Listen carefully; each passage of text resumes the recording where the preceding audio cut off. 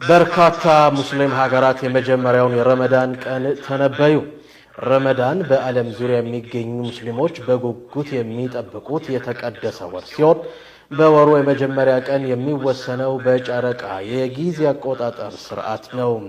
ቀደም ባሉት ዘመናት የረመዳን ጾም የሚጀምረው ጨረቃን በማየት ስለነበረ በተለያዩ ሀገራትና ማህበረሰቦች ዘንድ ይለያይ እንደነበር ይነገራል።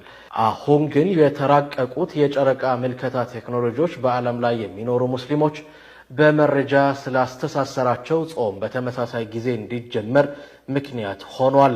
ይህን ተከትሎ በርካታ የዓለም ሀገራት የካቲት 12 የመጀመሪያው የረመዳን ጨረቃ የምትወጣበት ቀን መሆኑን ተንብየዋል። እንደ ሀገሮቹ ትንበያ መሰረት የሚቀጥለው ማክሰኞ ምሽት የረመዳን ጨረቃ ልትታይ ትችላለች ብለዋል።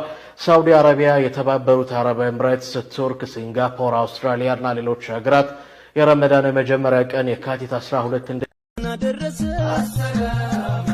ያሄራ ወንድሜ እንኳን አደረሰሽ ያሄራ ዋህቴ